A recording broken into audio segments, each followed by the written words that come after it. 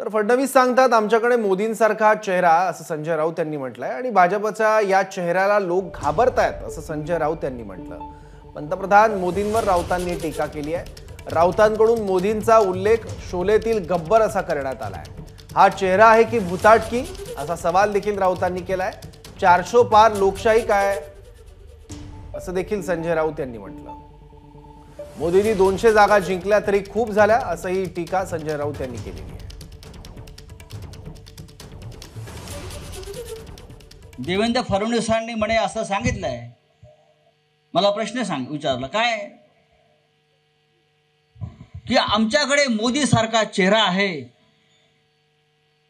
विरोधकांकडे काय? मिलो मोदी सारखा चेहरा आहे, तो इतका भयंकर चेहरा आहे की लोक घाबरायला लागले। आता जसं शोलेमध्ये सोजा बच्चे ने तो गब्बर आ जाएगा, लोकांना भीती वाटते कधी येतील टीव्हीवरती आणि काय घोषणा करतील। ज्याला तुम्ही चेहरा म्हणत असाल देशाचा, मी म्हटलंय भूताटकी आहे। लोकांना नको आहे हे भूत, आता उतरवायचं आपल्याला। 400 पार लोकशाही काय तुमच्या बापाची आहे का? या देशाची जनता ठरवेल,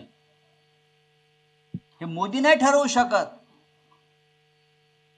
या देशातलं वातावरण असं आहे, मोदींनी 200 जागा जिंकल्या तरी खूप झाल्या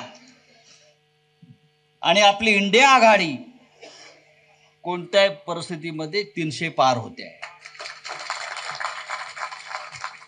मोदी पुन्हा प्रधानमंत्री होत नाही, ती काळ्या दगडावरची रेघ आहे। एबीपी माझा, उघडा डोळे बघा नीट।